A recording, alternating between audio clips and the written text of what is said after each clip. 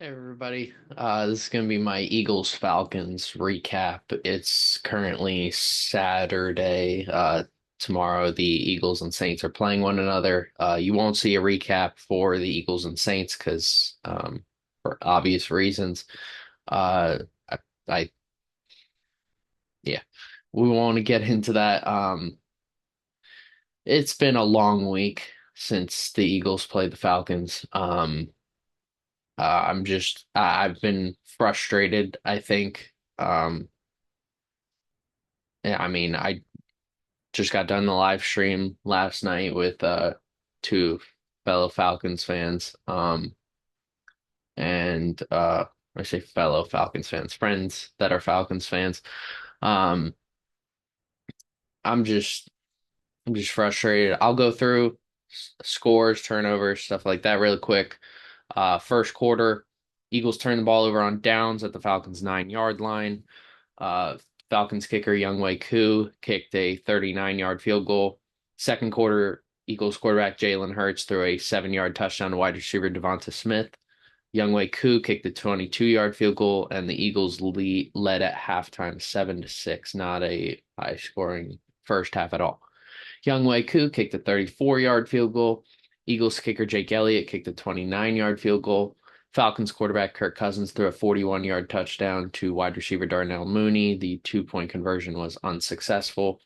Fourth quarter, Jalen Hurts ran in a 1-yard touchdown on a brotherly shove. Two-point conversion is successful with a run from running back Saquon Barkley. The Falcons turned the ball over on downs at their own 39-yard line. Jake Elliott kicked a 28-yard field goal. Kirk Cousins threw a 7-yard touchdown to Drake London, and Jalen Hurts threw an interception to Falcons safety Jesse Bates, with the Falcons winning 22-21. Um, I don't have very many notes because I'm watching. I was just frustrated. Honestly, the whole game was the first quarter. As soon as the Eagles went for it on that fourth down, just take the points. I mean, if you did any research going into this game, if you studied, if you did any sort of looking at the Falcons to prepare for this game, you'd know they are led by a good-minded defensive coordinator, or that's now their head coach in Raheem Morris, and they have a talented defense. I will not. I was saying it before the game. I was like, you take your points. Um, I try not to get too frustrated. Um, I mean, they're really talented on all levels on defense. And the offense, that's where you need to really just worry about is their offense because your against their defense, you should be taking any of the points possible. So going for it instead of kicking the field goal, I was annoyed by that immediately. It's not a hindsight thing. I was annoyed while it was happening. Before it was happening, I was like, you better be kicking this field goal. Take your points against the Falcons. And that ended up there's a few plays in here that ended up biting the Eagles. Um yeah, so that's a decision on the coaches to be going for it or not. Yes, Jake Elliott could have missed the field goal. It was also a chip shot field goal if for Jake Elliott, especially when you're paying Jake Elliott what you're paying Jake Elliott. And Jake Elliott's known to be making those field goals. So, yeah, that annoyed me. Um, Offense had a hard time getting things going, and that's because you're playing the Falcons defense. When it came to the defense playing the Falcons offense, I'm shocked that the Falcons weren't running the ball more with Bijan Robinson. I mean, if they really just relied on him, they could have more easily won this game. Um, but they ended up putting it in the hands of Kirk Cousins. Yeah, I don't know about that. Younghoe Koo, I felt like every time there was a field goal, Younghoe Koo is one of the greatest kickers of this generation. So, it's pretty much automatic when he goes out there from like 50 and under. Um, and let's see, Jalen Hurts, I mean, I don't know why Jalen Hurts got a bunch of slander for this game. I don't know. I mean, unless they didn't watch what I was watching, um, this was one of the best games in the last 2 years Hertz has had running with the ball. I don't remember what his exact stat line was, but he was more comfortable. And like I was saying in in the first week video against the Packers is he needs to stop running outside and start running in between the tackles. And guess what? He's doing that. And I mean, you're showing us that you can still be a mobile quarterback, but you can't outrun people. So you got to run through people. And that's when he's at his best running. Um, that showed in this game this week. Hurts in terms of throwing, I thought he was solid throwing with the ball. Especially against this Falcons defense, this secondary. You're not get I knew Goddard was going to get shut down immediately. You're playing against the best safety duo in the whole league with Jesse Bates and Justin Simmons, two all pro level safeties back there. So you Goddard was going to get shut down, and there was nobody going to be getting deep passes. And the one deep pass that was thrown was intercepted. Um, I'll get to that play in particular. Again, people are blaming Hurts. I don't think Hurts should get any of the blame. I think there is a list of people ahead of Hurts that should be getting the blame. Um, But the he was making good throws. The touchdown down to Devontae, the one throw over AJ Terrell to Devontae Smith was nuts. That was insane. Great catch by Devontae. AJ Terrell, if I mean AJ Terrell really needed just to be taller. I don't know what else to say. It was a great throw and great catch. He put it in a window that only Devontae could have caught it. And then the touchdown, the 7 yard touchdown to Devontae. I mean, if you watch the camera angle where like the Madden camera angle, oh, and you're basically in the point of view of Jalen Hurts, you don't even understand how that ball got caught or by Devontae Smith for a touchdown. He put it in again a window that only Devontae Smith could have caught that, and Devontae's balance has always been something I've awed at. Um, I frankly don't think there is a wide receiver in the NFL that has better balance than Devontae Smith, especially for his size. I mean, I think that's why you'll see guys like you'll see guys bounce off of him, or he'll bounce off of guys and like linebackers, hard hitting safeties, and he bounces off them and he's just fine. Or he'll bounce off them, stumble, keep going. And I don't think there is another receiver. I haven't seen a receiver do something like that at his size. Um, and it's kind of crazy. AJ Brown doesn't do that. And AJ Brown's is arguably the most physical wide receiver in the entire NFL.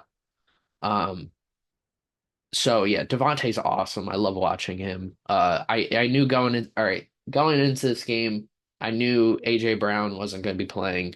Um, Also found out during the game it might be weeks that he's out, so that sucks also. We also heard later this week that Sirianni said that we're just gonna like he said something like we're just gonna take it day by day and stuff. So I don't think anyone knows the timetable on AJ Brown. Um, I know he's gonna come back. So yeah, I mean, I expected sort of a pre-AJ Brown offense, so I didn't expect the offense to drop significantly. I mean, AJ Brown has always been this addition to the offense. I think the offense still runs as smoothly without him, but adding him and his superstar level play at receiver elevates the offense. That's really it. Um, so having him is beneficial. Losing him sucks, but you can still operate without him. It's not like when you lose Hurts. When you lose Hurts, the scheme changes. If you were to lose Saquon, the run game changes. When you lose Goddard, your blocking assignments change. When you lose Devontae, you lose a possession receiver. And I think with AJ Brown, he's more of an elevator. He elevates the offense. Um, Anyways, yeah, first half slow start, I think, by both teams. I don't know why they weren't running more with Saquon. I mean, I remember watching Kellen Moore with the Cowboys, and I noticed it when he was on the Chargers that he just doesn't run too often with the receivers, but he does throw to the receivers. And with Hurts, that's the opposite of what he does. Hurts has always not really looked at the his running backs to check down to. He's not really a check down guy. He probably should learn that more. He started doing that last year and I liked it.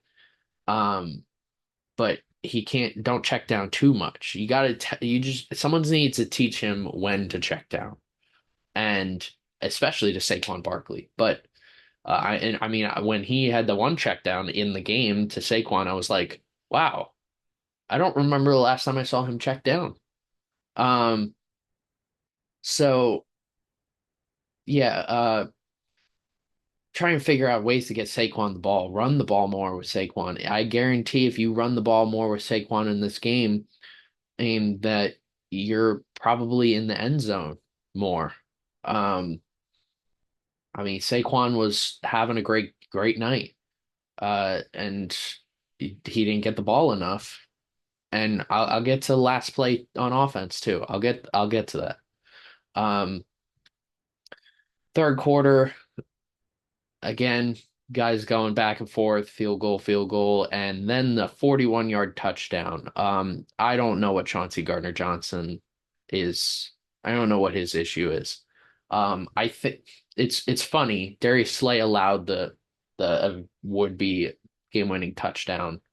Um, and Slay admitted it to Drake London. He admitted to the media. He admitted on social media that it was his fault and he needs to do better next time. I appreciate that a lot. I mean, it does take guts to do that, and there's people commenting that like, "Oh, you suck, you're toast." Like, I don't think people realize that like these guys are human, and it takes guts to like admit when you're wrong. And I like Chauncey Gardner-Johnson. I liked him when he was with New Orleans. I liked him when he was with Philly the first stint. Um, but man, he was after there's two types of players. There's guys like Darius Slay that go and admit they were wrong. And then you got Chauncey Gardner-Johnson retweeting highlights of himself during the game, like him blowing up the third down and short, fourth down and short, fourth down and short.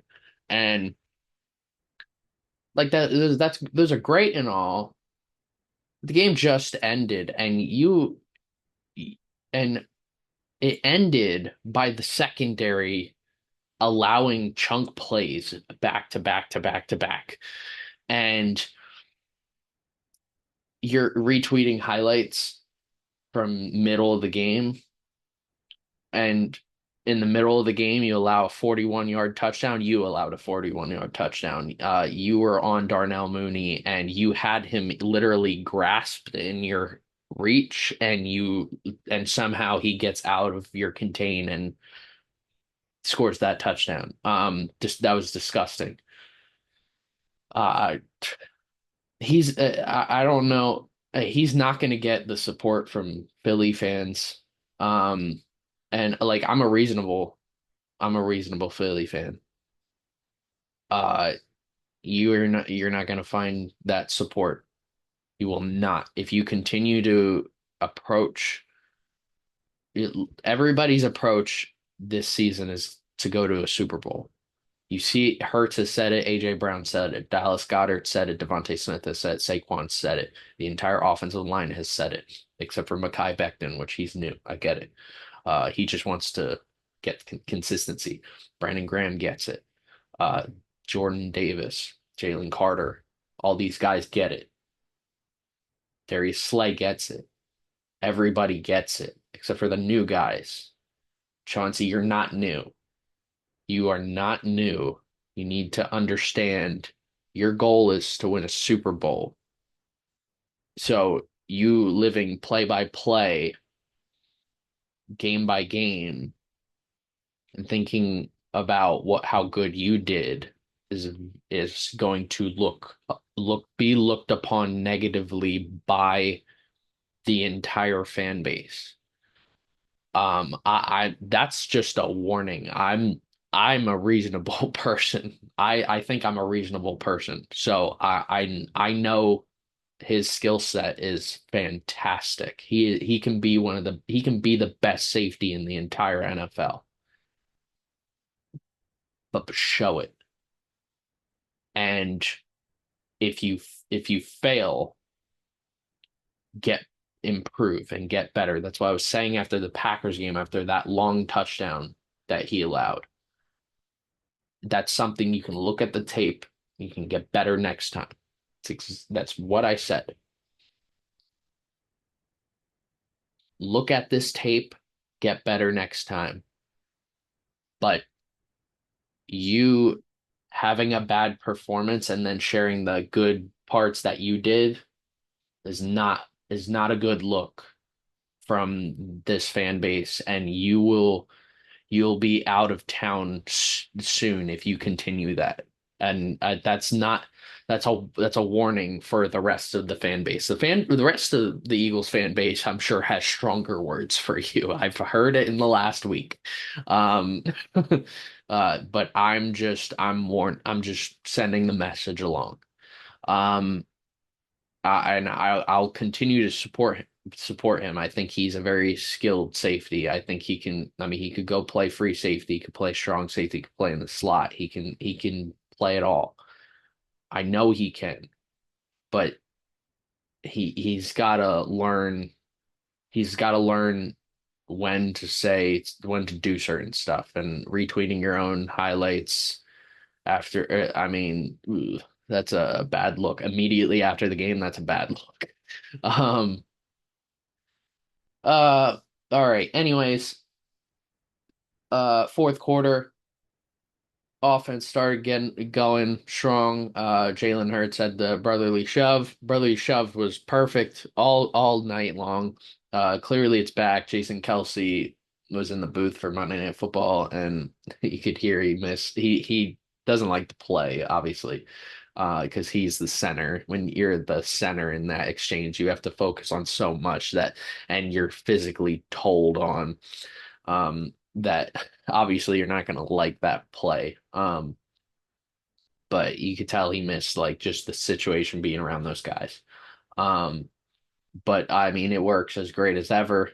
Um, no changes. We're gaining, I think the one time we gained like 3 yards on it. Um, yeah, and then 2 point conversion from Saquon. There's not many running backs that have the instincts to do what he does, jumping over the pile. I thought it was a smart decision to jump, try and get into the end zone as quickly as possible. Falcons defense made a great stop, but Saquon, as he's falling, reached down and uh, went over and got the 2 point conversion. That was a fantastic play by Saquon. Falcons ended up turning the ball over on downs at the 39-yard line. Jake Elliott kicked the field goal. Um, well, we'll get to and now we'll get to that play. Again, all it there's just times where you're it was fourth and short. There's third and short, frankly, and you have like 3 yards. You get the first down, you win, right? So it's third and what, three, third and four, third and three. Even if I'm pretty sure it was three, but we'll give it four. Let's just say it was third and four. Um, with how successful the brotherly shove was all night long, and how successful Saquon was, there was one play in mind: run with the ball. I think you get the brotherly shove. I think you pick that up. I would have go. That's when I would have gone for it on fourth down. I would have brotherly shoved twice. First time you pick up 2 yards, or if you pick up 3 yards, that's a plus. Then you go for it a second time. Um, I don't even care about the field goal. You go for it, you win this game. You get that first down, you win the game. Your objective, if you don't make it, is to run out the clock, make sure the Falcons have no time left. And they didn't do any of that. The offensive play call was play action, throw out to Saquon. Saquon drops it. Now, Saquon does have to catch that pass. Any running back in that situation has to catch that pass. Um, and Saquon, it's so funny. I watched two reporters of major sports networks say the complete opposite, and showing stats to back it up. One had said, "Oh, see, he's like third in most dropped passes by running backs since whatever," and then another showing his uh his complete that he's like number one or something and catches like 3 yards and from the line of scrimmage to like 3 yards or something like that or behind the line of scrimmage. And look, if you've watched Saquon, you know he has great hands and he can play wide receiver if he wanted to. Um, you know that. I mean, anyone who had Giants fans know he should know that. Um, and he rarely drops passes. Um, I mean, he ain't no like Chris Carter. He ain't no prime Odell Beckham Jr. He's not Devontae Adams. He's not Devontae Smith.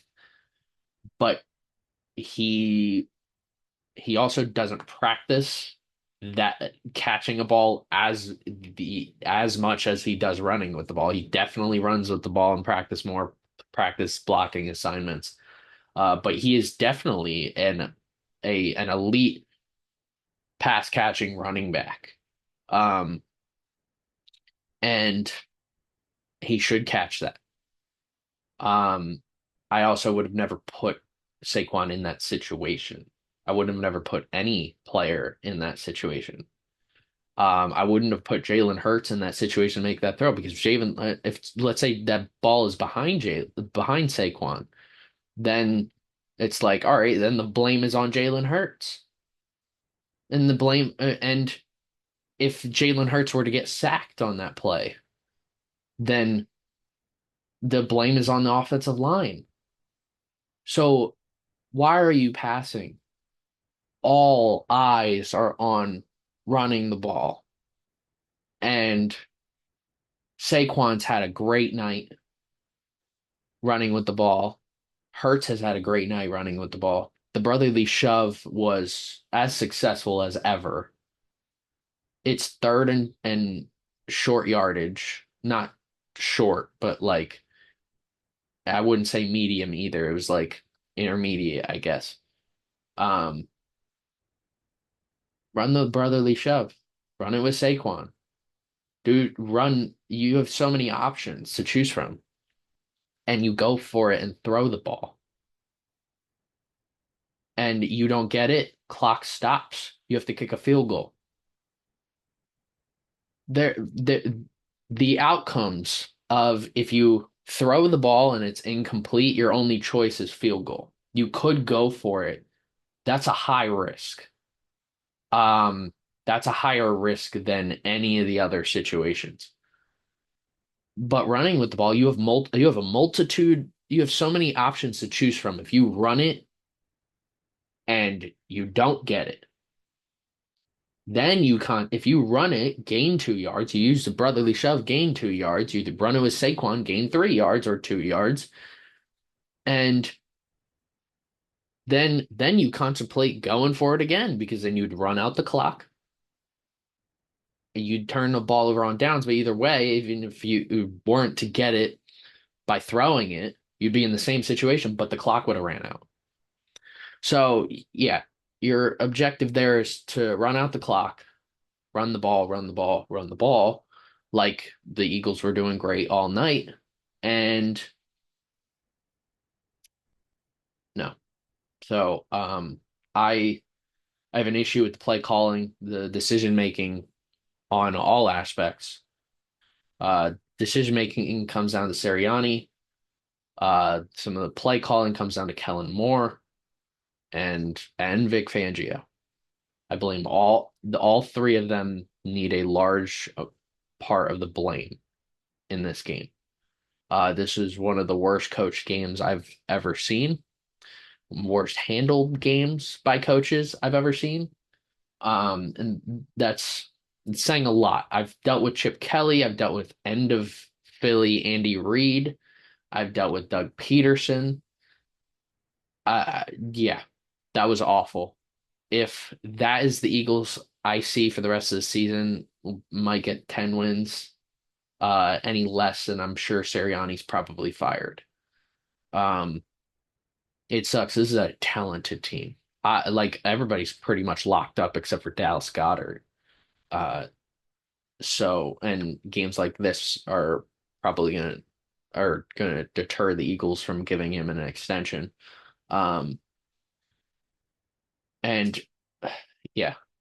Then in my heart, I was like, okay, well, the way this secondary was playing all game long, they're likely going to allow a touchdown. So what we do is if they get into the red zone, just allow them to score, and we'll probably have like half a minute left to go down and kick a field goal, which, yeah, that's basically what happened. That's sad that I thought about that before the drive even started. Um, yeah, Kirk Cousins drives down the field. I can't believe that. And with just everybody in the secondary just looked lackluster. There's not one guy that stood out. Anyone who was in that secondary. And Isaiah Rodgers was benched, I guess. He didn't play, which was weird. I think we all expected Rodgers to play outside. Quinyon moved to the slot. I think that makes sense. Especially Maddox. I think Maddox has been a liability. I just think they're trying to get the most out of him, but he's just not doing that well. Um, I would just go with the young guys, get Cooper DeJean some action. DeJean did get some action, with Maddox getting hurt for like a play there. Um, yeah, touchdown. Cousins threw a touchdown to Drake London. It was a really simple out route. Just missed it, mistimed it. I think his head was in the backfield. Um, just gotta play your guy up front. That's really all. And then there's like 30 seconds maybe left. I don't remember, maybe under that. And I'm thinking, all right, Jake Elliott he's a long distance kicker. He's really good in the clutch. I trust we can get into this situation. It's just a matter of getting into that situation. And this is probably the most I missed AJ Brown. I all night long, I mean, I didn't really miss AJ Brown up until this moment because I know in these key moments Hurts needs receivers and AJ Brown is obviously the physical guy. It creates a mismatch for defenses because if you play man to man, AJ Brown could physically dominate you or you would could be yeah, AJ Brown could physically dominate you. And if you're playing zone, Devontae is just a fantastic route runner that he'll beat you. So it kind of you're screwed when you're playing the Eagles receiving core healthy. Jahan Dotson didn't get any action, which that's not on Dotson. And I mean, he is getting open. It's just the plays aren't designed for him. And I don't like that at all. You need to get him more involved. Bring Covey was getting more involved with this game. I'm starting to trust Covey more and more. I think he's can be the solid wide receiver four on this team. And Johnny Wilson, he's doing solid too. Blocking wise, he's exceptional. He did have the hold on the touchdown. Um, dude, you're huge. Like, you don't need to hold people. You can just like you don't need to hold people. Um, so yeah, there's a lot of illegal man downfield on the Eagles offensive line. Uh a lot of them. That's Jurgens just that's really the only aspect to Cam Jurgens' game that needs to improve. I mean, I'm looking at like in pressures and sacks allowed and his ability on run plays. I mean, he's exceptional. He's exactly what I expected when Kelsey retired. And really, the only thing he needs to improve upon is the illegal man downfields. And if that's what we have to improve upon, this dude's fantastic. He'll probably be an all-pro center at some point in his career if he plays like he's currently playing and his current trajectory. Um, yeah, I mean, the offensive line I thought played well enough outside of those penalties. Those penalties hurt us on a couple plays. Um, so anyways, Eagles get the ball last drive, go down the field, and Hurts throws a ball. He's getting pressure, dude. It's nailed. And it's it was single coverage. Um, the where the ball was going, it was likely gonna get to him if two things don't happen. Devontae Smith got bumped in the route, threw the route right off. Uh, so Devontae's now further out wide or out to the inside of the field than he should be. Uh, so it would have never gotten to Devontae because of that single aspect. And two, it is very possible that his hit threw off the trajectory of the ball, him getting hit. So multitude of reasons. It was single coverage, but because he got hit and because Devontae got bumped, it allows the safety to come across and make the play. Um, Hurt that's a ball that Hurts normally throws. So I'm not gonna blame Hurts. No. That was just bad luck on top of all issues that happened. I don't blame Hurts at all for that. Hurts put the Eagles in a situation to win this game. There's no reason. Hurts was the best player on the field for the Eagles. Um, on all night long. So I don't blame him at all. Uh, I blame myself a little. I said it literally in the video before. The Packers video. I don't wear jerseys on game weeks. Uh, but I got my 100 my I knew I was getting my 100th jersey, and I wanted it to be the Saquon Kelly green jersey, and I wanted to see if it fit me, so I put it on to see if it could fit. And that kind of goes against my own code of wearing a jersey on game week, even if it's testing to see if it fits. It's weird. I mean, I said it after the game. I messaged my friend. Told my coworkers. I was like, I sort of blame myself a little, um, that I shouldn't be wearing. And of course, I wear a Kelly Green Saquon Barkley jersey, and he drops the ball that could have won the game. So yeah, this was a frustrating game. So frustrating. Defensively, I haven't even touched on the fact that the Eagles just couldn't stop the run. I barely saw five-man D lines at all, and I think that's because I mean, I don't even know. Here's the thing. People are blaming Jordan Davis and Jalen Carter. I don't blame them at all. I don't think they are an issue. I think Jordan Davis is playing solid, and people who are looking at him specifically and looking at his stats in terms of beating guys off the line, stopping the run, Jordan Davis is doing pretty solid.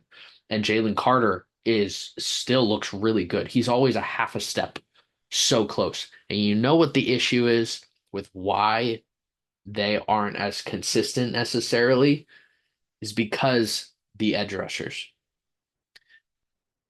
None of the edge rushers are doing anything. Um, Bryce Huff has zero stats, the number on his jersey. He zeros everything. Josh Sweat, I know, I think I said it in videos over the offseason. I didn't want Josh Sweat back. I wanted Hassan Riddick, but hey, maybe the Eagles can make a trade for Hassan Riddick soon. Um, so.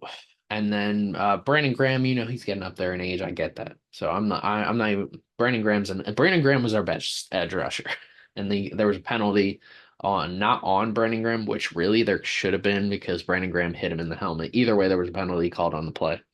Um, but yeah, Brandon Graham was the best edge rusher, and that's sad.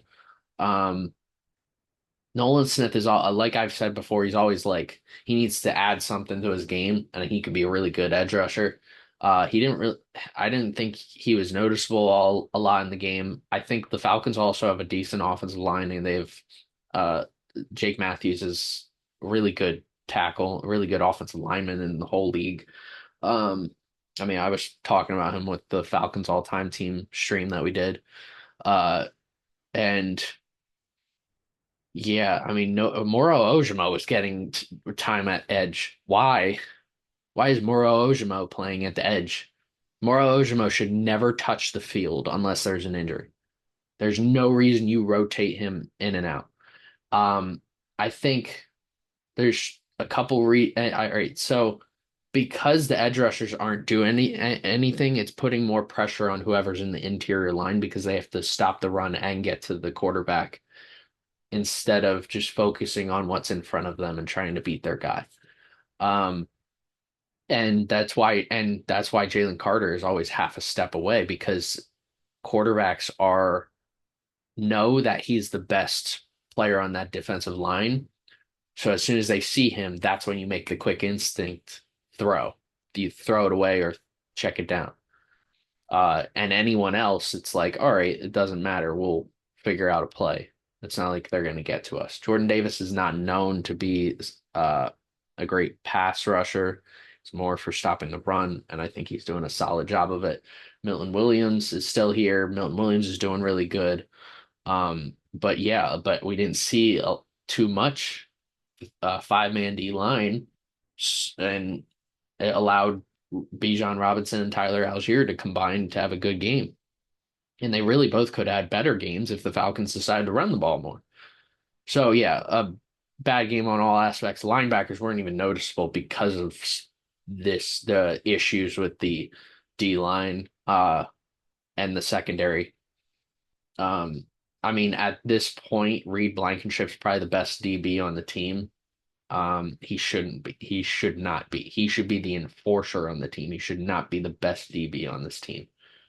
Um, and linebackers again, like they weren't noticeable at all. I don't even remember what Bond did. I don't remember what Nakobe Dean did. Even like when the game was happening, I don't remember what they were doing because there were so many issues on other aspects.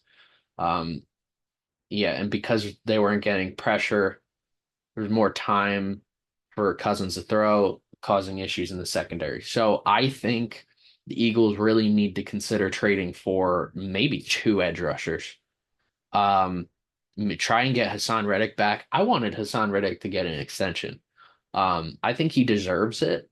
And if you do the reverse trade, because the Jets probably are like, yeah, we'll do it again. We don't want to pay him anyways. He doesn't want to play for us unless we give him money, and we don't want to give him money. So yeah, just give us our pick back. So honestly, I think it'll benefit both teams, the Eagles and Jets, if they just reverse the trade, send back the pick that you wanted, get Hassan Reddick back, give Hassan Reddick the extension, consider trading for someone else, maybe Khalil Mack. I think Khalil Mack. I think Khalil Mack is a stud still. I think he's a Hall of Fame level player, even at this old of an age. I think he can be successful, especially, and I think he can help the rest. He's one of those players that you add to a defense everywhere he's gone. He bleeds out to the rest of the defense and just how good they can be. And I think I would be fine with like some trading for someone like Khalil Mack. Um, yeah, I mean those are. I mean, Khalil Mack I just threw out. It doesn't need to be Khalil Mack. I'm just talking about like we just need to trade for another edge rusher. If we trade for Son Reddick. So yeah, not really else much to say. The few notes I did have, Will Shipley return the opening kickoff, so it's Gainwell and Shipley that are returning kickoffs. We haven't seen Shipley a lot. I mean, we didn't see him at all in the game two in the running backs. It was more Gainwell. Gainwell's clearly the RB2. I don't like that at all. I loved getting Shipley involved with Saquon in week one, and we didn't see that this game. Nobody was getting open uh, because the Falcons play a really good defense, and they have talented players. So there was a lot of struggle to get open. I know people were getting frustrated at Jalen Hurts not throwing the ball and scrambling out. It's because nobody was getting open. So, and that's not on Hurts. That's not on the offense. Well, it is a little on the play calling to design plays to get guys open. But it is more on the fact that the Falcons have a really good secondary, really good defense. Saquon continues to just run wild. Um, his drop will be forgotten like 5 weeks from now. Uh, it's one of those plays that's so minute that are other issues that led to that, and he shouldn't have been put in the situation that by the time the season's over, we won't even. That'll be a either whether the Eagles are great or terrible, that will be forgotten about. Um, Again, I mean, I touched on the illegal man downfields, Chauncey Gardner-Johnson. No edge rush help putting pressure on the interior defensive line to do more work. Yeah. Eagles play the Saints week 3. You won't get a recap video for that game, for obvious reasons. So I guess you will see a recap for week 4, which I'll have to look at the schedule, see who the Eagles play. But they play the Bucks, I know that.